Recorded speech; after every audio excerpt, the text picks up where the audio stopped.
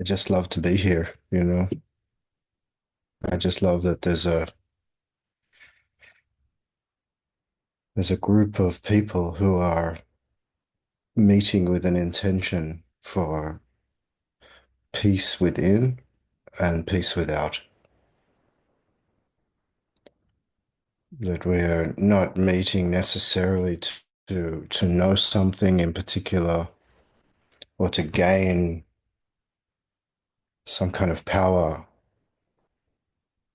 but actually to meet the peace that is the substrate of our own being, that actually is veiled by imagined power. That's really, I would say, the true power is our presence. True power is the being that animates these forms, not some belief. We've taken power to be, the power of presidents and prime ministers and kings and queens to move a large number of armies across territories and take more land and acquire more minerals. I mean, and that sounds almost like medieval, what I'm saying, and yet it's literally in our faces now every day, if you can stand to read it. And so we can see that there are certain people on this planet who for sure are enticed by power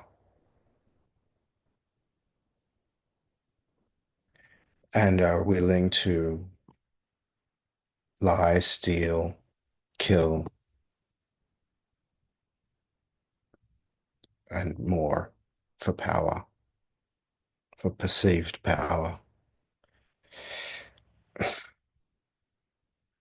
And yet it's empty. It's really empty. It's certainly empty of happiness.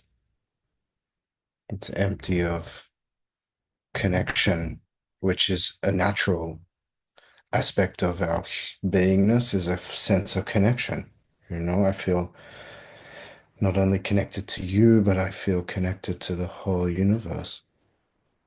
It's not even that I feel it. I do feel it, but I know it. I know that you cannot separate the totality. It's an imaginary separation. And in that, there's something very beautiful. There's a clarity and there's love. And on some level, there are just, we are battling with the ignorance of that, where that baseline level of connection, beingness, peace, love is so fundamental actually that it gets hidden. It gets hidden by our own mental madness. Gets hidden, gets veiled by noise, by fireworks, by thoughts, by beliefs. And then it seems like those beliefs have all the power. But the truth is, thoughts really don't have any power except for the power that you give them. People don't have the power except for the power that we give them. And so here then there's the opportunity for us to see, what am I giving my power to? What do I give my power to? What do I give my attention to?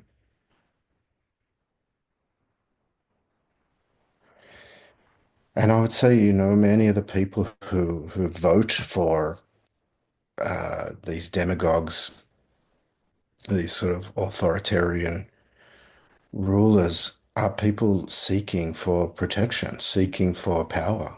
They want the power of the in-group, the power of the group that is in control, seeking power in the wrong place,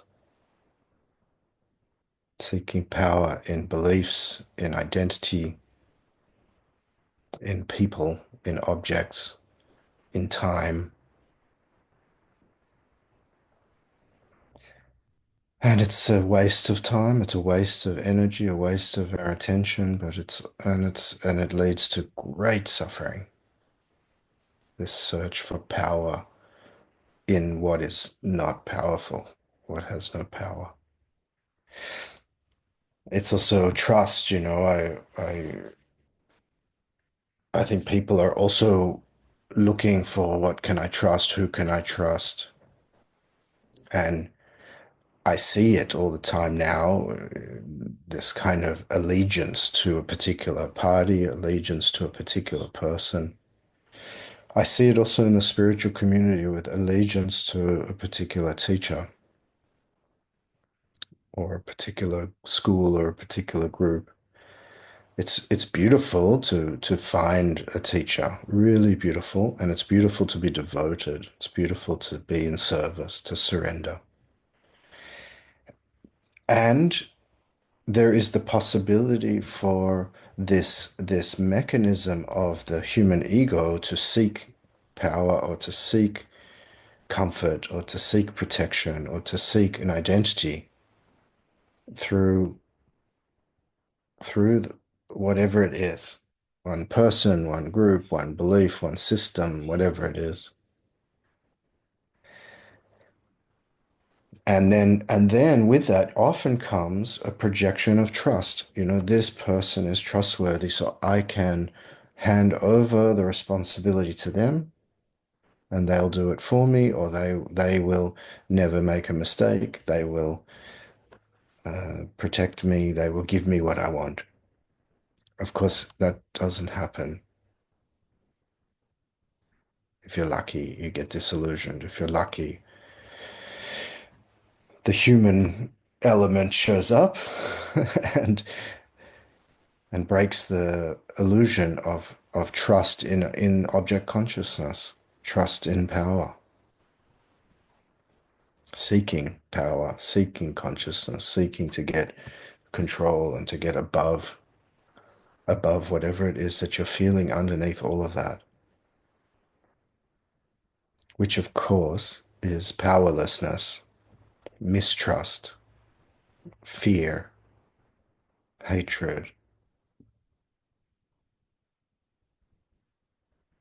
And that's what gets avoided. And that's why we can see that even in even when the in group or the leader gets elected, there's still that fear and hatred, and it doesn't stop. It still shows up on all sides of the political spectrum.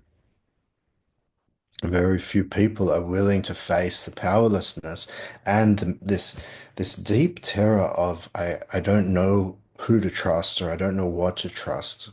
And I certainly can't trust myself and I can't trust life. I can't trust the world, clearly.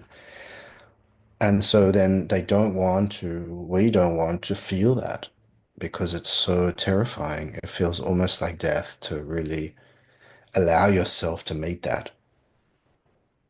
And yet, this is the path. This is the secret gateway to meet your actual powerlessness on some level. As a human being, you are powerless. Certainly, you just have to decide what time scale to put it on. Okay, so maybe in a time scale of 30, 40, 50 years, you have a very minimal amount of power. Most of us have very little. But on a scale of 1,000 years, you have no power. On a scale of 1 billion years, you have no power. And to meet that as your individual being, to meet your powerlessness is transcendent, actually. It's like you're coming into alignment with reality, and it actually feels wonderful in a certain way. And with the mistrust, same thing. I mean, when the Buddha talked about impermanence, you can look at that as well to see that if every object that is born or formed or created will therefore be destroyed, which is true. then on some level you cannot trust any object because simply it won't be here at some point. And you don't know when that will be. Even Mount Everest will one day be flattened. I mean, even if it takes 10 billion years when the whole of the Earth will be destroyed,